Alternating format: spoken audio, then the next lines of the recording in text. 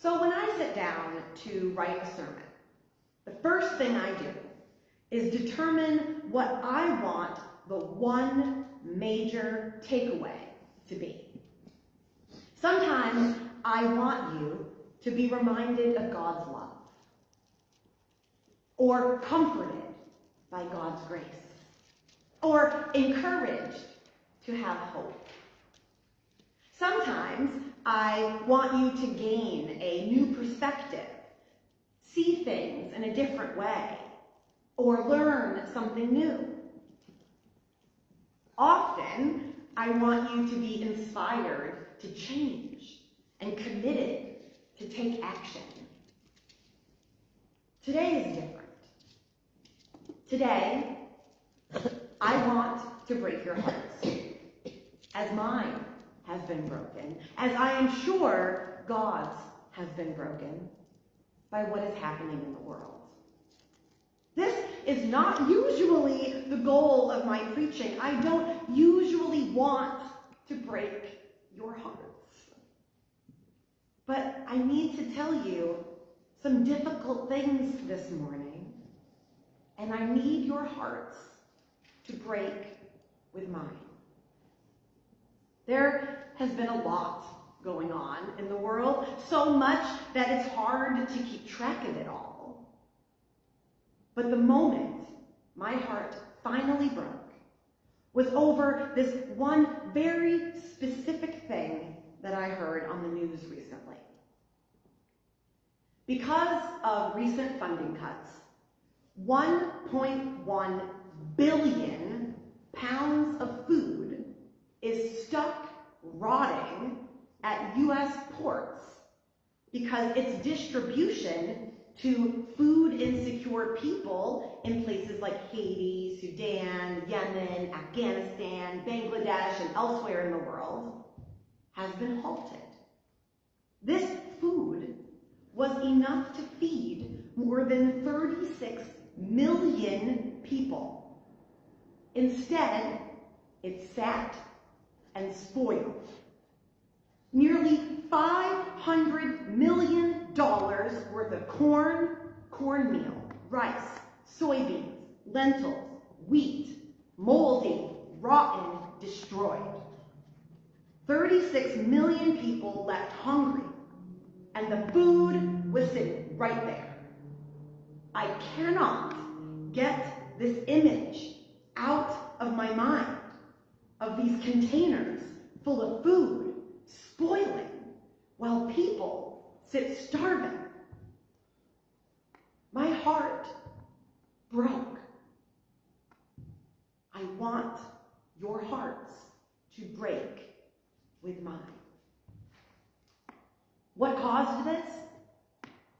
On February 26th, 5,800 projects financed by USAID that do life-saving work around the world, like distributing this food to the hungry, received a terse email by the U.S. about their grant money that they rely upon to operate. It said that their funding was being terminated for convenience and the interest of the U.S. government. Dr. Catherine Klopotoski, an executive director of the African Population and Health Research Center, was blunt in her response to these funding cuts. She said, "People will die, but we will never know because even the programs that count the dead have been cut." Even as I speak here, there is an Ebola outbreak in Uganda that is getting worse every day. The country's ability to contain the spread has been severely weakened by not having enough funding for sufficient laboratory supplies, diagnostic equipment, and protective gear for medical workers, or enough public health workers to trace contacts and conduct surveillance for new cases. All of that is gone. So since the outbreak began on January 30th, Ebola has claimed 4 lives already. A 32-year-old nurse, a 4-year-old boy, his newborn sibling, and their mother. Dr. Herbert Lusvada, president of the Uganda Medical Association, said, "With no USAID money or CDC expertise, it was like Uganda was left to die." Lord, when did we ever see you hungry or thirsty or a stranger or naked or sick or in prison and not help you? When? When we left people to starve to death. When? When we let people die of Ebola. When? When we cut programs that risk death for millions of the most marginalized people around the world. I was hungry, and you didn't feed me. When, Lord, did we see you hungry and not feed you? When we cut a project in Yemen that supported community health workers' efforts to go door to door, helping malnourished children who are critically underweight because of the country's civil war. When we cut a project in Nigeria providing 5.6 million children and 1.7 million women with treatment for malnutrition. 77 health facilities have now completely stopped treating children with severe acute malnutrition, putting 60,000 children under the age of 5 at an immediate risk of death. When we cut a project serving more than 144,000 people in Bangladesh that provided food for malnourished pregnant people and vitamin A to children. I was thirsty, and you didn't give me a drink. When, Lord, did we see you thirsty and not give you a drink? When we cut a project in the Democratic Republic of Congo that operates the only source of water for 250,000 people in camps for displaced people. When we cut a project run by Plan International that provided water and sanitation for 115,000 people displaced or affected by the conflict in northern Ethiopia. I was sick, and you didn't care for me. When, Lord, did we see you sick and not care for you? This one's a long one, I apologize. When we cut UNICEF's polio immunization program that provided polio vaccines to millions of children worldwide. When we cut programs across Africa that provided bed nets, mosquito control, tests, and treatment to protect over 85 million people from malaria, including providing malaria drugs to children at the start of the rainy season when the disease is at its worst. When we cut a project by the Global Drug Facility that provided tuberculosis medications for nearly 3 million people, including 300,000 children, and a project called Smart4TB, the main research consortium working on prevention, diagnostics, and treatment for TB.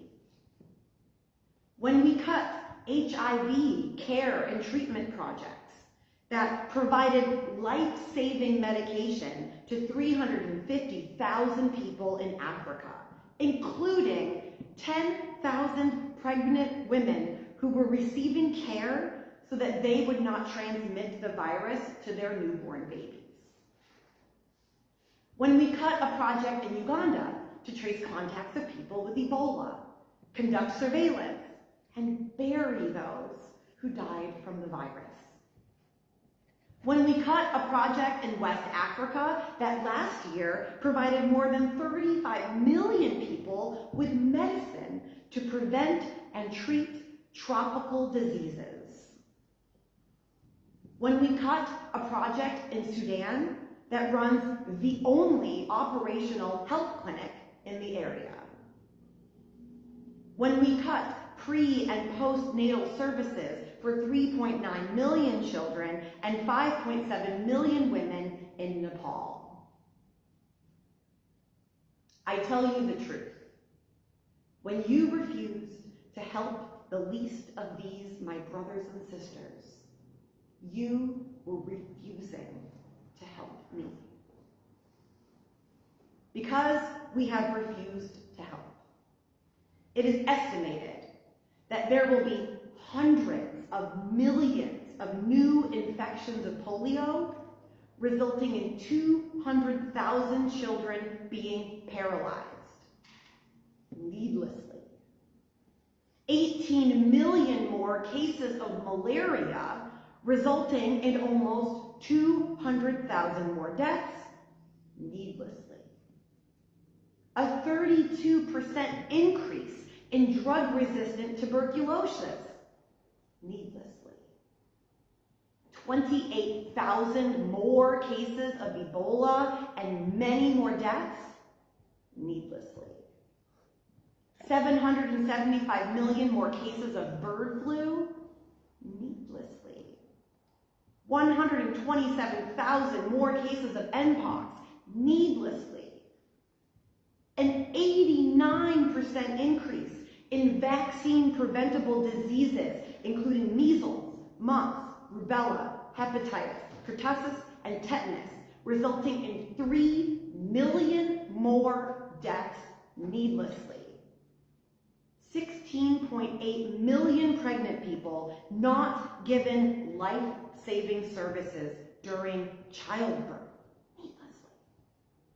11.2 million babies not given critical postnatal care needlessly. 14.7 million children not treated for pneumonia and diarrhea, which are the top 2 causes of preventable deaths among children. This is needless. And 1 million children not treated for malnutrition needlessly.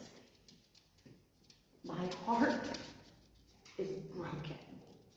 God's heart must be broken. I need your hearts to break. I need your hearts to break for the least of these. Please know that these are not just numbers and statistics. These are real, living, breathing human beings, adults and children of all ages and backgrounds, people with hopes and dreams and favorite colors and bad hair days, people like you and me being deprived of food and water and medicine, suffering and dying, because even though it's been 2,000 years since Jesus walked this earth, we are still lying to ourselves about the least of these. For all of human history, there have been people who are walked over, pushed past, neglected, ignored, discriminated, and left to die. Every one of these injustices rests on a lie. The lie that this person isn't made in God's image, or this person doesn't deserve the same rights that I do, or the biggest lie of them all, God won't judge me for this. We must confront these lies.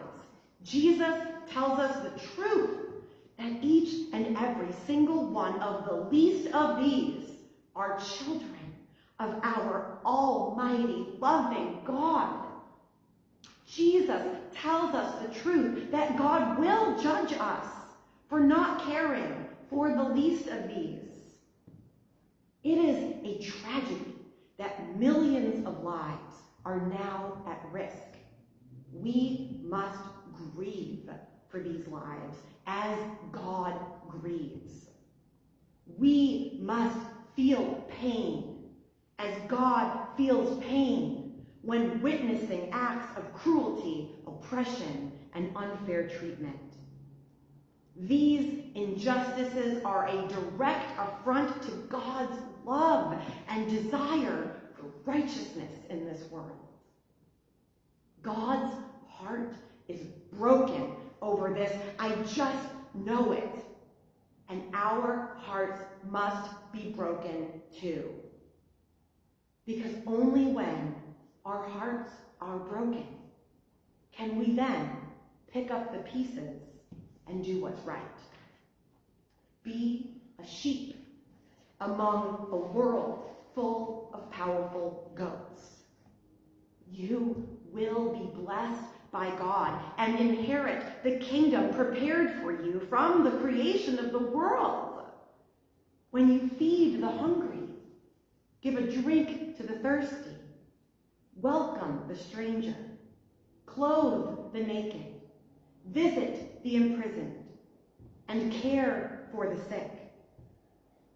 Or when you protest and call your local elected officials and write letters and speak up against cuts in life-saving humanitarian programs that your very own tax dollars used to fund to save people, instead of allowing your tax dollars to line the pockets of the richest men in the world.